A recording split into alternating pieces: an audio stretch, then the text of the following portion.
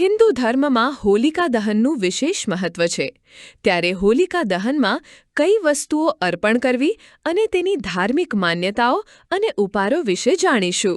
ત્યારે જો વાત કરીએ તો ફાલ્ગુન પૂર્ણિમાના દિવસે કરવામાં આવતા હોલિકા દહનનું હિન્દુ ધર્મમાં વિશેષ મહત્વ છે।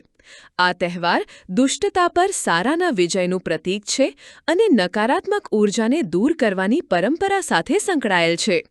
દેશભરના લોકો હોલિકા દહન દરમિયાન પૂજા અને ધાર્મિક વિધિઓ કરે છે અને અગ્નિને ખાસ વસ્તુઓ અર્પણ કરે છે, જેને ધાર્મિક દૃષ્ટિકોણથી શુભ માનવામાં આવે છે। જ્યોતિષ અને ધાર્મિક પરંપરાઓ અનુસાર હોલિકા દહન દરમિયાન અગ્નિને અમુક વસ્તુઓ અર્પણ કરવાથી જીવનની મુશ્કેલીઓ ઓછી થાય છે અને સકારાત્મક ઊર્જા આવે છે। ધાર્મિક માન્યતાઓ અનુસાર હોલિકા દહન દરમિયાન અમુક વસ્તુઓનો ઉપયોગ વિવિધ શુભ પરિણામો લાવે છે। હોલિકા દહન દરમિયાન આ વસ્તુઓનો ઉપયોગ કરવો જોઈએ, જેમાં ધાર્મિક માન્યતા અનુસાર હોલિકા દહન દરમિયાન અગ્નિમાં લવિંગ ચઢાવવાને શુભ માનવામાં આવે છે। તે જીવનમાં ચાલી રહેલા સંઘર્ષો અને માનસિક અશાંતિ ઘટાડે છે। ઘણા લોકો તેમના પરિવારની શાંતિ અને સુખ માટે હોલિકા અગ્નિમાં લવિંગ પણ ચઢાવે છે। એવું પણ માનવામાં આવે છે કે લવિંગને નકારાત્મક ઊર્જા દૂર કરવાનું અને ઘરના વાતાવરણમાં સકારાત્મકતા વધારવાનું પ્રતીક માનવામાં આવે છે। હોલિકા દહન દરમિયાન ગાયના છાણાનો ઉપયોગની વાત કરીએ તો હોલિકા દહનમાં ગાયના છાણાનો ઉમેરવાની પરંપરા ખૂબ જૂની છે। ધાર્મિક માન્યતા અનુસાર ગાયના છાણાને અગ્નિને શુદ્ધ કરે છે। એવું માનવામાં આવે છે કે હોલિકાને ગાયના છાણા ચઢાવવાથી જીવનમાં નકારાત્મકતા અને અવરોધો દૂર થાય છે।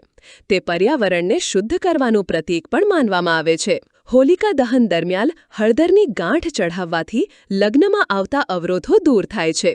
જ્યોતિષ માન્યતાઓ અનુસાર હોલિકા દહન દરમિયાન 7 હળદરની ગાંઠ ચઢાવવાને ખાસ ફળદાયી માનવામાં આવે છે।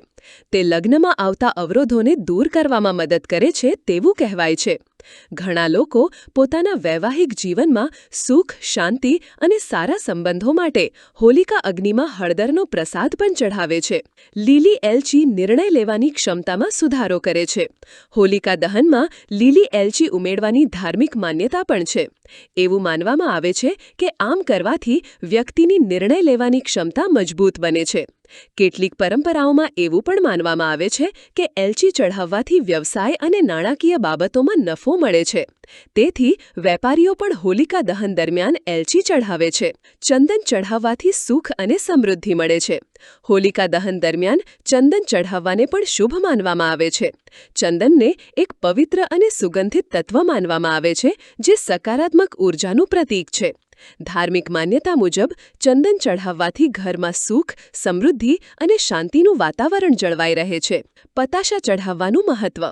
હોલિકા દહન દરમિયાન પતાશા ચઢાવવાની પરંપરા પણ ઘણી જગ્યાએ જોવા મળે છે। એવું માનવામાં આવે છે કે મીઠાઈ ચઢાવવાથી જીવનમાં સુખ અને સમૃદ્ધિ આવે છે અને પરિવારમાં સુખાકારી જળવાઈ રહે છે। ઘણા લોકો પોતાના પરિવારની પ્રગતિ અને સમૃદ્ધિની કામના સાથે હોલિકાને મીઠાઈઓ ચઢાવે છે। ગોળ ચઢાવીને દેવામાંથી મુક્તિ।